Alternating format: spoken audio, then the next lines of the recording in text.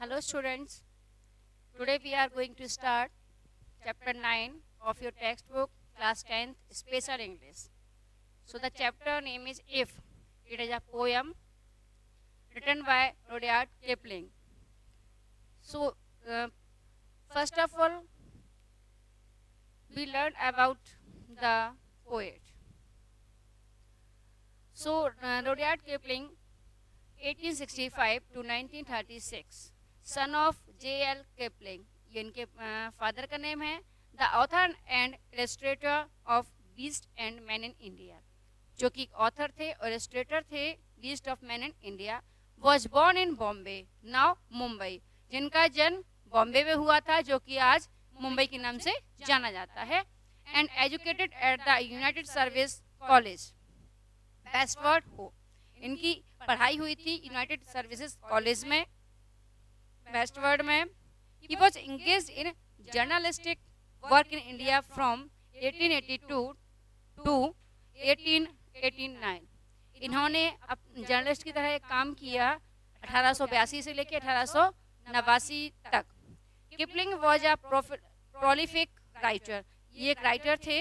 He made an immense contribution to English literature with a variety of short stories, poetry and classical. तो इन्होंने क्या बहुत सारी एक immense contribution दिया अपना इंग्लिश लिटरेचर को, अंग्रेजी साहित्य को.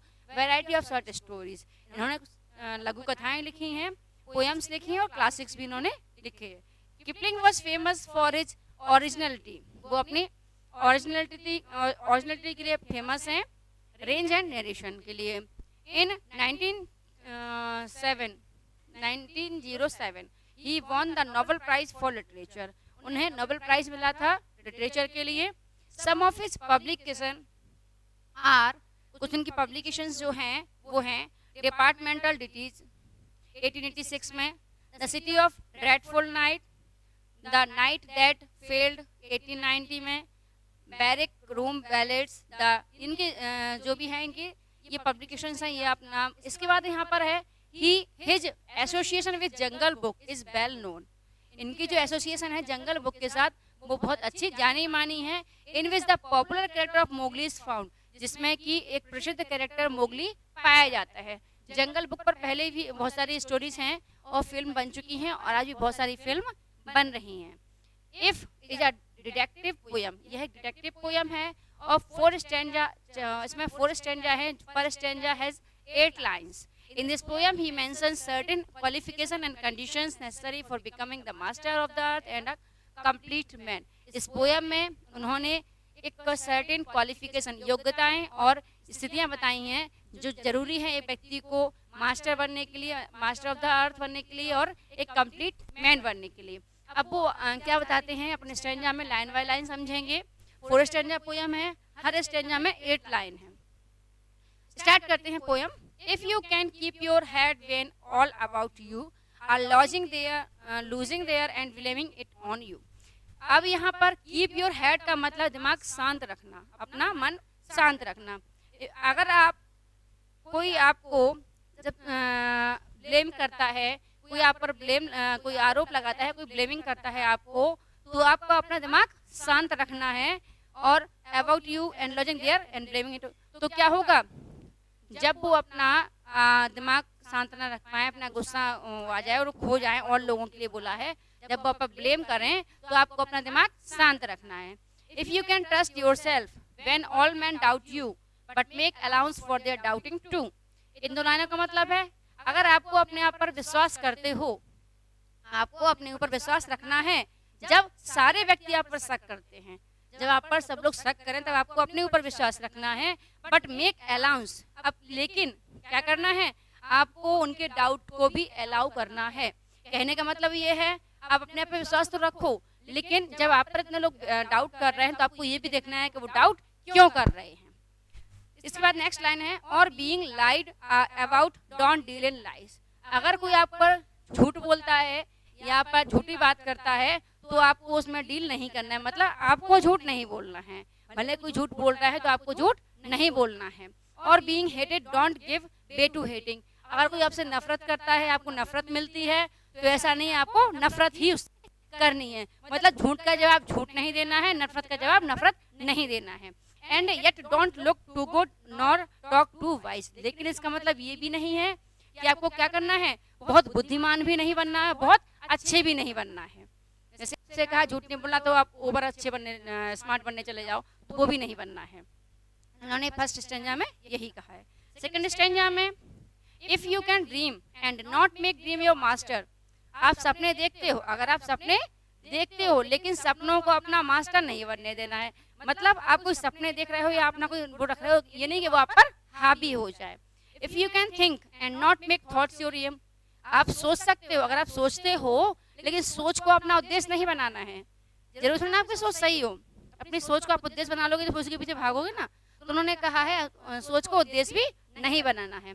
If you can meet with triumph and disaster, अब ट्रियम्फ एंड डिसास्टर का मतलब था हार और जीत।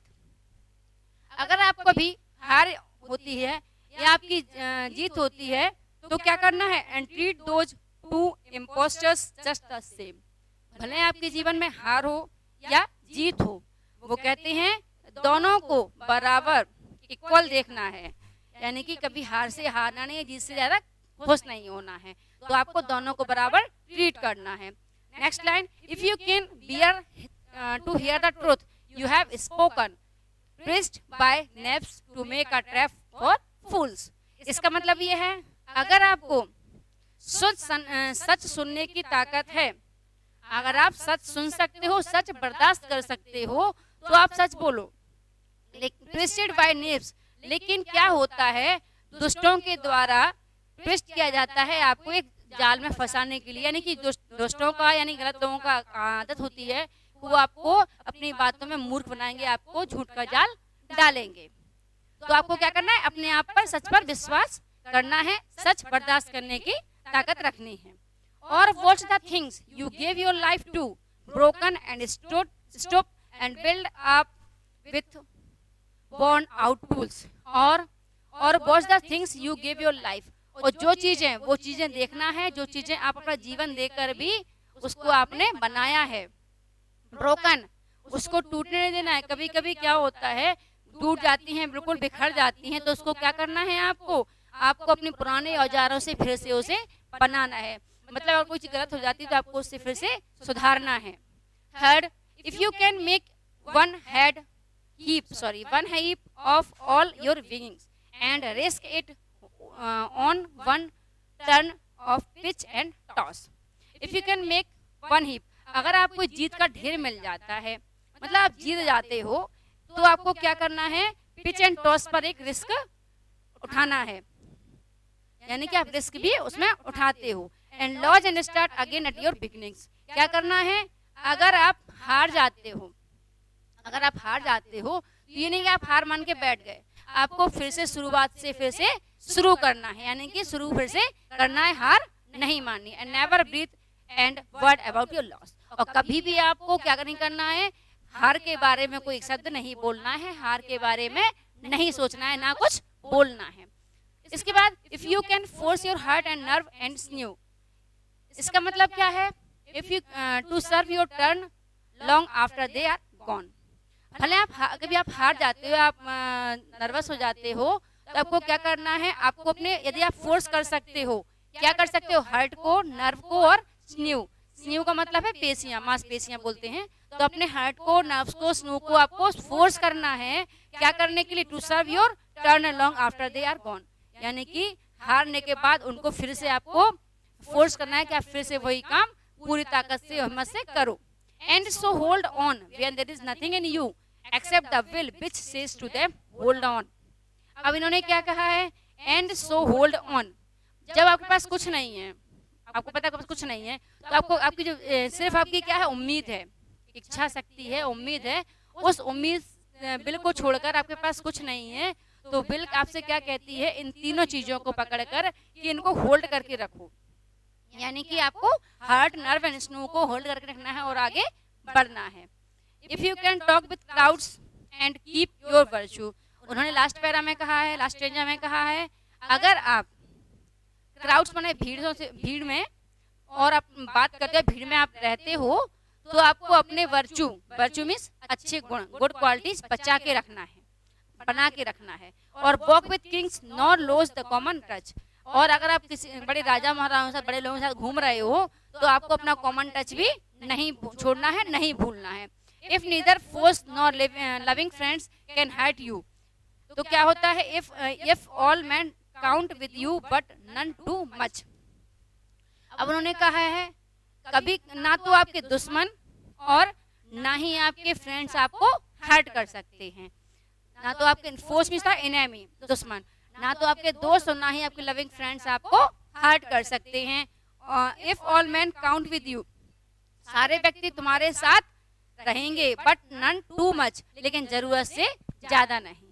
जब आप इस प्रकार का व्यवहार रखोगे कि आप भले आप कैसे भी हो लेकिन अपने गुणों को बनाए रखोगे, राजाओं के साथ घूम रहे हो फिर भी आप अपने कॉमन टच को रखोगे, तो आपको दुश्मन और ना ही दोस्त कोई हर्ट नहीं करेगा, और सारे लोग आपके साथ रहेंगे लेकिन जरूरत से ज्यादा नहीं, उतना जितना की जरूरत है। If you can feel the unforgiving minute with 60 seconds worth of distance run. अब उन्होंने ये कहा है यदि तुम फॉरगिविंग मिनट, यानी कि जो मिनट होते हैं 60 सेकंड का 1 मिनट होता है, यदि आप इसकी वैल्यू समझ जाओगे कि 1 मिनट यानी कि पल पल अपना कीमती होता है, 1-1 सेकंड 1-1 मिनट कीमती होता है, अगर आप इसकी वैल्यू समझ जाओगे, yours is the earth and everything that's in it, तो ये धरती तुम्हारी होगी और इसमें जो कुछ भी है वो सब तुम्हारा होगा। And which more you will be a man my son, इसलिए वो कहते हैं और जो भी है आगे जो भी ज्यादा मिलेगा वो सब तुम्हारा होगा, तुम एक अच्छे व्यक्ति बनोगे मेरे बेटे। तो इन्होंने इस 40 स्टैंजा पोयम में अपने बेटे को संबोधित करते हुए बताया है कि आपको कैसे करना है, कैसे नहीं करना है। पहले में डाउट लोग करते हैं तो वो नहीं करना है, दूसरे में सपने वाली बात हुई है, तीसरे में उन्होंने हार और जीत के बारे में बताया है, और लास्ट में उन्होंने अपने बिहेवियर को बताया है कैसे आप चाहे जैसे में रहो लेकिन आपको अपना व्यवहार कैसे बना के रखना है। इसलिए इसको पढ़ लीजिए, और समझ में नहीं आया तो हम लाइव क्लास में डिस्कस कर लेंगे, लाइन बाय लाइन भी आप पढ़िए और इसको अच्छे से आप समझिए, फिर जो भी आपका क्वेश्चन हो आप लाइव क्लास में पूछ सकते हैं। Thank you.